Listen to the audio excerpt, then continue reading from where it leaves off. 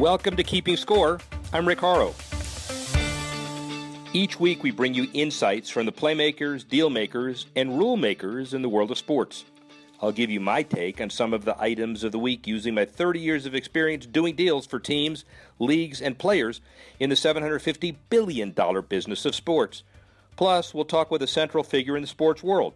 The views expressed in this podcast are my own and do not represent the views of Reuters. Let's get started. At the crossroads of sports and technology, several MLB teams, including the Pittsburgh Pirates, Cincinnati Reds, and St. Louis Cardinals, have been using iPads in the dugout during games this season under strict guidelines set up by MLB. One of those guidelines is that the iPads cannot be connected to Wi-Fi during the game, so all information on the device, such as scouting reports, have to be downloaded before the game. While MLB has been slow to adapt tablet usage, all NFL teams have Microsoft Surface Pros on the sideline through the league's sponsorship deal with the tech brand. Teams in all sports grapple with new technology, how to use it, and how to gain a competitive edge. Look for leagues to provide identical equipment to all of their teams, preferably through sponsorship deals with technology companies, and draft specific usage and implementation rules around them to ensure a level playing field. Sticking with technology, esports beginning to make headlines. We're talking about multiplayer video game competitions. Two of sports media's largest companies have teamed up with the hopes of creating a competitive league and putting the contests on television. The goal? To tap into the largely untouched demographic, young male gamers. Turner Sports and WMEIMG trying to take advantage of the huge growth in esports. More than 205 million people watch esports worldwide. And while details of the partnership have yet to be announced, this deal has been under work for the past year and is expected to be a long-term one. The effort has the best of all worlds: fantasy, league camaraderie, skillful outcomes, young demographics, advertising benefits. Look for this to expand wildly in years to come. 2024 Olympic bids heating up. In a plan that largely remained a mystery to those surrounding it, new details have emerged about bids in Rome for the Olympics. The bid chair recently revealed a list of iconic venues that'll take full advantage of Rome's historic settings and Italy's television-friendly backdrops. While it's still in the works, it reported the cyclists would finish the road race with a sprint on the majestic Via del Fiore Imperiale. Sailing would take place off Sardinia, Sicily, or the Amalfi Coast. And the marathon route would run along Rome's synagogue and mosque to promote interfaith peace. In regards to Rome's readiness, the chair said, "We can do the opening ceremony and the athletics tonight. We are certainly ready. Swimming tonight, 70% of the venues are existing." Meanwhile, in Los Angeles, USOC CEO Scott Blackman feels the Americans are deserving of being given the bid because 85% of the venues are already in place, along with a stellar Olympic pedigree as a two-time host. Olympic selection may be more competitive off the field than on. Cities like Rome and LA will compete against Paris, Hamburg, and Budapest for the selection in 2017. Look for the Los Angeles bid to generate widespread support and optimism throughout America. In addition to Michigan Business School, in addition to all of the other things that he's doing, fresh off of stints at Texaco, Ganassi teams, the Diamondbacks, the Padres, and now the president and CEO of the Miami Dolphins and Sun Life Stadium, Tom Garfinkel. How are you? I'm doing great, Rick. How about yourself? I'm doing well. How do you keep them all straight? So do you have a collection at home that has Texaco hats and Ganassi hats and Padre hats and Diamondback hats? What do you do? How do you know where you are? Well, it sounds like quite a lot, but that's over about 20 years. So yeah, very aware where I am. In fact, in my closet at home, I've got a nice lineup of actually football helmets. I've got my high school football helmet, and then I have helmets from the University of Colorado, where I went to school, and the University of Michigan, where I went to graduate school, and then I've got a Dolphins helmet up there. So that's really the thing I like to look at. It go from high school to college to the Dolphins. I joke around that it took me 22 years to get into the NFL and into football, and it's kind of an overnight success from that standpoint. 22-year overnight success. The Diamondbacks in 2008. And then the Padres after that. How did that all happen? Larry had an opportunity to go to the Diamondbacks, and obviously went there in '06. Was there for a couple of years and learned a lot there before heading over to the Padres. So just a great experience in both. We won the division in '07 and went to the LCS, the playoffs. Had a great experience and had worked with some great people there and learned a lot. Well, yeah, you talk about the on-the-field stuff, and I know you could take some credit for that, but the big issue for our listeners is the $1.2 billion TV contract you did in San Diego, the concessions, the new Wi-Fi throughout the ballpark, and basically upgraded Petco to a first-class facility. Obviously something you're proud of. Yeah, well, Larry Lucchino was really sort of the visionary behind Petco Park, and when I got to San Diego, I inherited what was already what I call world-class ballpark. I think at that time, it had been open, probably 5 or 6 years, and all I really did was kind of freshen some things up, add some new things to it. It was probably time for that because it had been open 5 or 6 years, but it was already just a wonderfully conceived place.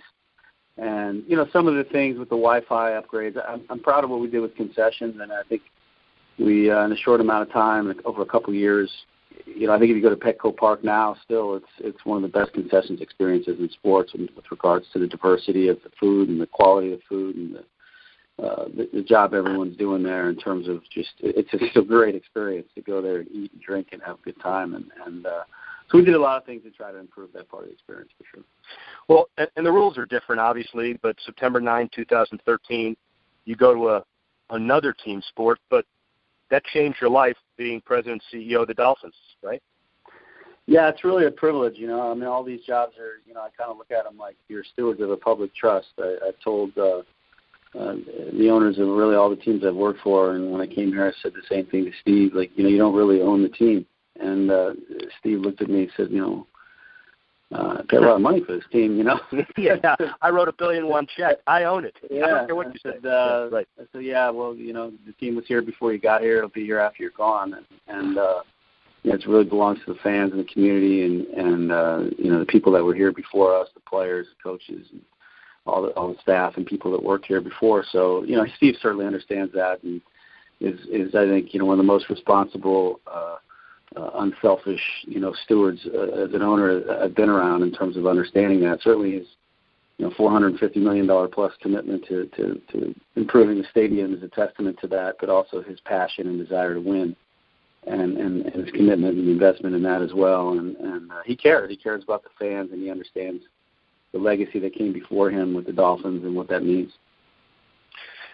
Shameless plug, by the way. Thank you very much for that. I have Larry Lucchino on the next week after you this week. So we're, following in somebody's footsteps. I don't know what that really means. But segue before we get to London and the matter at hand into you're halfway through, maybe more, Sun Life renovation. Probably not called a renovation. 50-year history of the Dolphins, beginning the modernization, new facility, world-class. Talk about the economics for a minute, because it is unreal to know that Steve Ross basically stroked a $425 million check with the understanding there's some return attached to it, but it puts South Florida in line for some Super Bowls, which inure to the benefit of the community even more than the team. So I laid a lot out there. Comment on all that, Bill, if you would. Well, I think the stadium is 27 years old. Certainly needed upgrading. I think what's most exciting about it is when you really think about, what some of the challenges were with the fan experience at the stadium. The stadium was obviously a multi-use stadium with baseball and everything for many, many years. So it didn't have the intimacy that fans loved about, for example, the old Orange Bowl, and you weren't as close to the field maybe as you could have been. And it's hot, and there's a lot of intermittent, tropical rainstorms that come and go. And when it rains, it's like God's pouring a bucket of water on your head for 10 minutes, and then it doesn't rain for another hour, So, putting this roof canopy on is going to protect people from both those rainstorms as well as the really hot sun. And, that's a big investment, putting a roof canopy on that still has an aperture in the middle and is safe for hurricane type winds and everything else. is a pretty major engineering undertaking and financial undertaking. So the combination of moving the seats 25 feet closer to the field on either side, creating more intimacy, and putting on that roof canopy, both of which were really Steve's vision of change, it has been the most dramatic and impactful things I think we can do to the stadium. And incidentally, it'll still be hot on the field. So, the competitive advantage that people in Miami talk about the Dolphins having for many years for practicing in this heat, for training camp and the weeks leading up to September, and then having those hot September games, is still going to be in play for the players. The fans will be protected from those elements, and again, it's really a testament to Steve's commitment, and he really wanted something that it's going to be here for a long, long time. That the Dolphins would continue to stay in Miami for, and be solidified in staying in Miami for the next 30 years. And one thing Steve never really talked about was moving the team. He's never threatened to move the team or come out and said, I'm going to, he wanted the team to stay where it is. He knew that was important, and this commitment will ensure that happens for a long time. I hear there's a rumor that you've been tasked to attempt to amend the CBA to reinstitute the Don Shula-driven 5-a-day workouts that were the key to Dolphin success in the 70s and September because of the heat. Any truth to that? That's not a true rumor, but I will comment that we had Coach out to the training camp, a couple times, and I was standing there with him back in, August and July, and the team was taking a water break. And, we now have, a nutritionist, a sports scientist, and the nutritionist makes a different shake, customized shake for every player afterwards based on, urine tests and all these things that we do to check their salinity and their hydration levels and the different minerals they need. And so they make these custom shakes for everybody, and there's all this sports science going on. And Coach Shula just looked at me and said, water breaks? They shouldn't get any water, Well, you didn't have more guys passing out on the field on you back then. But the stories from, Rose and Bo Camper and Greasy and Dan and Matt Moore and all those guys are fantastic. And, I love hearing all the Coach Shula stories. But he certainly was a demanding guy to play for. There's no question. Yeah, but ladies and gentlemen, check Don Shula's record in September, and you'll understand why that's so serious. 5-6 minutes left. Tom Garfinkel, President and CEO of the Dolphins. What we're really here for as well, a few days from now, the first intra-conference, intra-division rivalry game. The Dolphins take a home game, one of the 8 regular, 10 total, and take it over to London. Talk a little bit about the logistical challenges from a business perspective on transporting a basically medium-sized business to England for a week and then bringing it back.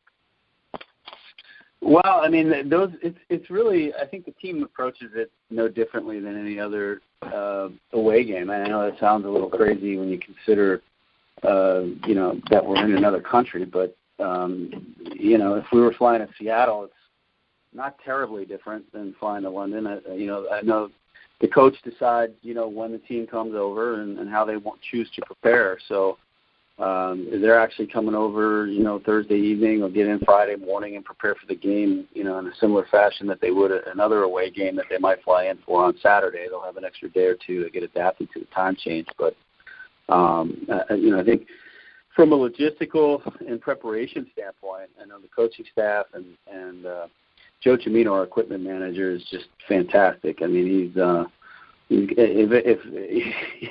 often say if everybody has his work ethic and attitude, we'd never lose a game or anything. The guy's just fantastic. So that staff and the way they approach things and the way they handle the logistics and do all that, it's an impressive thing to witness. And I think they approach coming over here to London in a very similar manner than they might go into San Francisco, So we try to keep it as business as usual and not change the routine too much.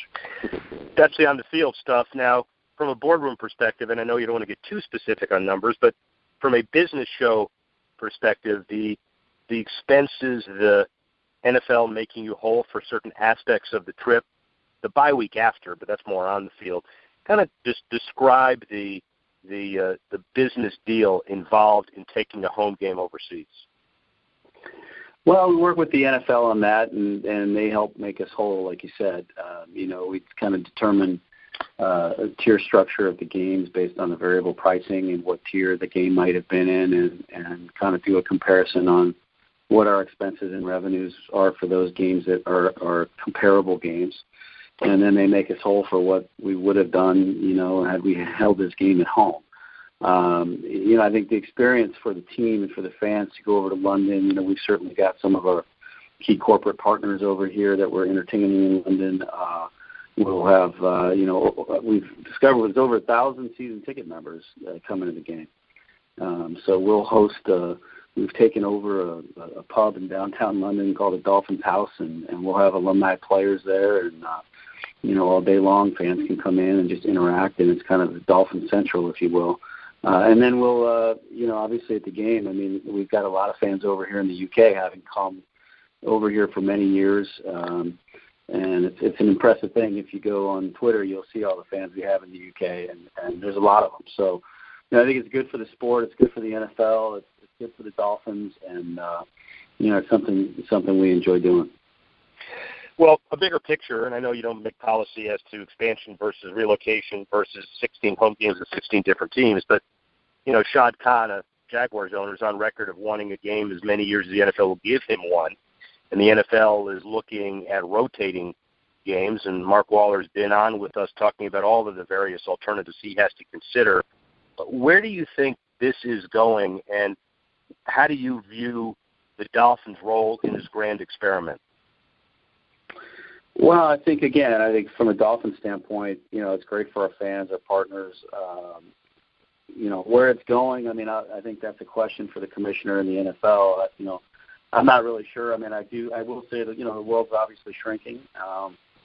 Things are, with technology and everything that's happening, access to information, access to content is just much more global now than it had been in the past. And so, expansion and growth can happen internationally, and so from that standpoint, I think the more we get our sport out to more people around the world, the better it is for everybody. And I think it's important for the teams, not just the league, but all the teams to think big picture, think globally, and think longer term. And so from our standpoint, we're one of 32 teams.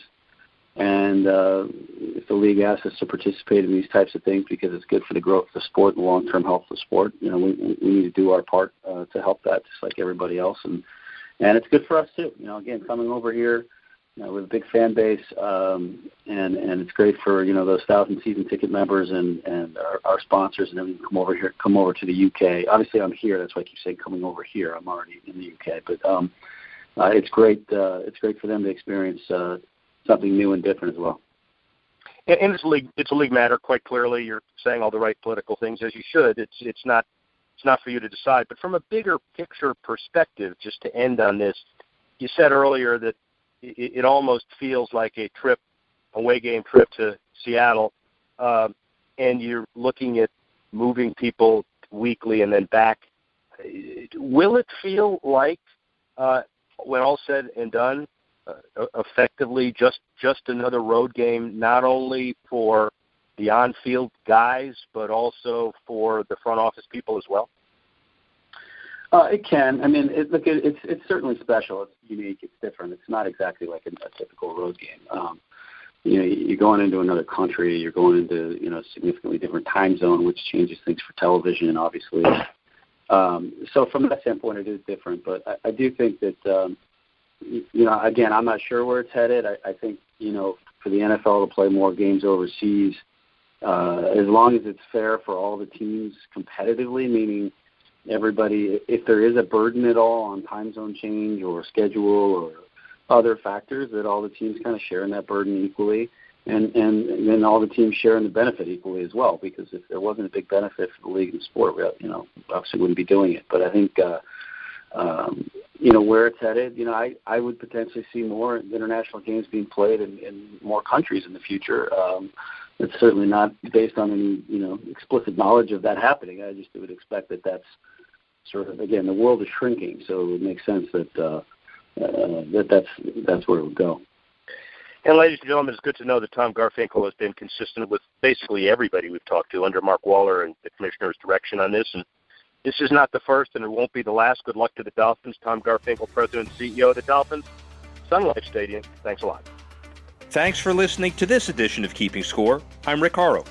The producer of the show is Alex Cohen. Audio producer Adam Wiesen. Technical assistance provided by Jamie Weber, Tanner Simpkins, and Carla Swadek. The executive editor of Reuters Digital, Dan Colarusso.